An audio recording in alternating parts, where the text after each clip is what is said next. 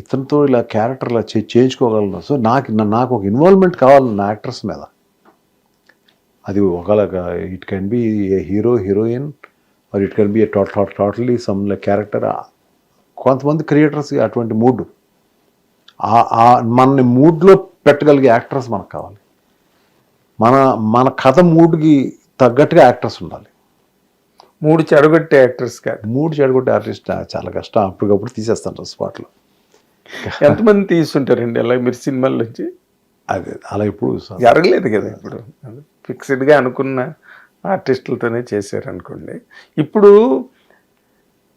ఒక ఫేజ్ అయిపోయింది మీ కెరీర్లో. చాలా ఫేజ్లు అయిపోయింది. సరే, ఫెయిల్యూర్స్ సక్సెస్ఫుల్ ఫేజ్లు వదిలేండి. ఒక ప్రొడ్యూసర్ ఫేజ్ కాదు ఇప్పుడు. మీరు డైరెక్టర్ అయ్యారు, రైట్? ఇప్పుడు తునిగా వాన దగ్గర నాగేంద్ర కుమార్, నేను మిమ్మల్ని ఆపుతున్నాను కాదని, నేను దర్శకుడుని కథ రాసేది నేను ముందు నుంచి కూడా తెలుసండి నాకు. కానీ ప్రపంచానికి తెలియదు కదా. కాదు, ప్రపంచానికంటే సినిమా థియేటర్కి వచ్చింది ఎందుకు? నా ఫిలింలో యాక్టర్స్ లేకపోయినా, పెద్ద డైరెక్టర్స్ లేకపోయినా కూడా ఎందుకు వచ్చారు సినిమాలకి?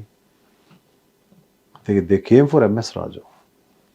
అది ఆ లోగో తాలూకు వాల్యూ దానికి ఉంది, అంతే కదా. సో వాళ్ళకి ఈయన ఫిలిం అంటే ఏదో ఒక వెళ్ళి we can enjoy that film, ఏదో ఒక అవుట్ స్టాండింగ్ ఎలిమెంట్స్ ఉంటాయి కొన్ని అనే కదా. నేను ఇవాళ ఏదో ప్రౌడ్గా చెప్తాను విషయం కాదు, ఫ్యాక్ట్ చెప్తున్నాను నేను. దాని వెనకాల ఎంతో హార్డ్ వర్క్ ఉంటుంది. ఆ సినిమా నా జనం, నా ఫ్యాన్స్ వస్తున్నారు, సినిమా చూస్తారు మార్నింగ్ షో, నేను వాళ్ళని మెప్పించగలిగాను లేదా అనేంత టెన్షన్ ఉంటుంది. అందులో ఎవరు స్టార్ కాస్ట్, ఎవరు డైరెక్టర్, ఎవరు సైడ్ ఆర్టిస్టులు. And MS Raju film, I can tell it proudly. నేను ఇది గర్వంగా చెప్పే మాట కాదు. ఇది మీరు ఆత్మవిశ్వాసంతో చెప్తున్నారు, జరిగింది చెప్తున్నారు. అది ఆత్మవిశ్వాసంతో చెప్తున్నాను. అవును. సో అందువల్ల మీరు అడుగుతున్నారు కదా, మీరు ఎందుకని స్టార్స్తో చేయలేదు, వాళ్ళతో చేయలేదు, వీళ్ళతో చేయలేదు అంటే, ఎక్కడో ఎంఎస్ రాజు ఫిలిం అని అనిపించుకుందాం ఉద్దేశం కాదు.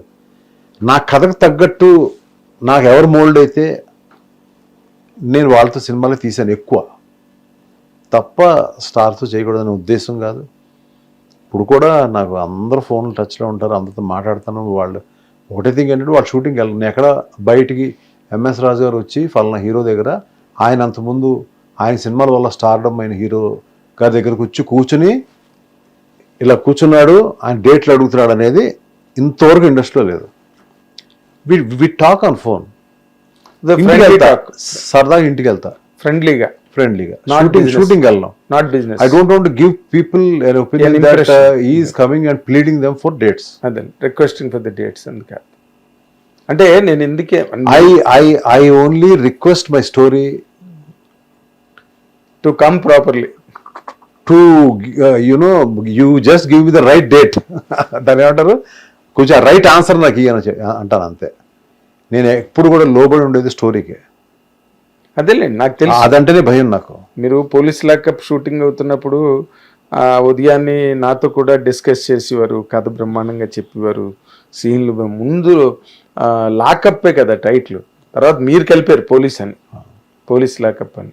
అవన్నీ నాకు బాగా గుర్తున్నాయి మీతో ట్రావెల్లో. You have got a terrific sense of story making. ఇవన్నీ మనం అనుకున్న పోలీసు లాకప్లు, శత్రువులు అన్నీ ఇప్పుడున్న యంగ్ జనరేషన్ చాలా మందికి యాక్చువల్లీ తెలీదు. బట్ మీరు అలా అనకండి. ఇప్పుడున్న జనరేషన్కి రిలీజ్లు అవుతున్న సినిమాలు, టీవీలో ఎక్కువ చూస్తున్న సినిమాలు దేవి, ఒక్కడు వర్షం నువ్వు వస్తాను అంటారా, మనసంతా నువ్వే లాంటి ఫిలిమ్స్ ఏదైతే థియేటర్స్లో రిలీజ్ అవుతున్నాయి, మళ్ళీ రిలీజ్ అవుతున్నాయి. మరి మీ ఒక్కడు రిలీజ్ అవ్వలేదు. మీ మహేష్ బాబు సినిమా రిలీజ్ అయింది. అది కాదు, మన ప్రభాస్ది అన్ని మొత్తాన్ని రిలీజ్ అయినాయి. అన్ని రిలీజ్. Very good. అంటే నేనేం మాట అడగబోయానంటే, స్క్రీన్ మీదకి వచ్చి యూఆర్ ఇన్ యాక్షన్ డైరెక్టర్గా. ఓకే, కథ రాసుకోవడం, డైరెక్టర్తో కూర్చొని డిస్కస్ చేసి ఆ థాట్ని ప్రాపర్గా ఎస్టిమేట్ చేసుకుని అదంతా జరిగింది. ఇప్పుడు మీరు డైరెక్టర్గా మీ తాలూకా ఛాలెంజెస్ రైట్ ఫ్రమ్ వాన దగ్గర నుంచి తీసుకుంటే, వాన కూడా అగైన్ మీకు పెద్దగా హెల్ప్ అవ్వలే సినిమా. ఇది అన్ని పెద్ద సినిమాలు వర్షం ఒక్కడు నువ్వు వస్తానంటే నేను వద్దంటున్నా లైట్ వరుస హిట్ల తర్వాత మీరు వానకు వచ్చినప్పటికీ మళ్ళీ వాన కూడా మీకు హెల్ప్ అవ్వలేదు. What is the decision went wrong behind వాన్ అండి? అది వాన ఫస్ట్ అందులో చేసిన ఇద్దరు యాక్టర్స్ సినిమాకి వర్కౌట్ కాదా. వాళ్ళు మంచి యాక్టర్స్ కాదని కాదు, నేను తీసుకున్న రీమేక్ ఏదైతే ఉందో అందులో ఉన్న ఒక సెన్సిబిలిటీస్ ఏదైతే ఒక యాక్టర్స్లో ఉన్నాయో అది ఎవరితో తీయాలో తెలియక తీసేసిన సినిమా అది. అట్ ది సేమ్ టైం నాకు ఎప్పుడైతే ఒక ఆర్టిస్టు ఫుల్ పెట్టట్లేదో నా మైండ్ సగం పోద్ది. థర్డ్ థింగ్ ఏంటంటే కన్నడానికి అది కొత్త, మనకు కొత్త కాదు, మనకు కాదు. ఈ 3 ఫ్యాక్టర్స్ మిస్ అయ్యింది. బట్ నా ఫిలిమ్స్లో ఉండాల్సిన బెస్ట్ లిరిక్స్, బెస్ట్ సాంగ్స్ మొత్తం అన్నీ ఉంటాయి, కానీ ఎక్కడో ఎక్కడో జనానికి ఏదో ఒక కొత్తదనం ఏం పెద్దగా ఫ్లాట్గా ఉంది సినిమా.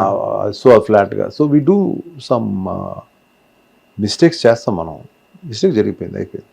మీరు మళ్ళీ దీన్ని తోడి కాదు నేను అంటున్న మాట కాదు మీరు మాట మీరు ఎప్పుడు మిస్టేక్స్ చేయడంలో మిస్టేక్స్ సూపర్ హిట్స్ రాజు, మిస్టేక్స్ చేస్తారు సూపర్ హిట్ ఇస్తారు రాజు.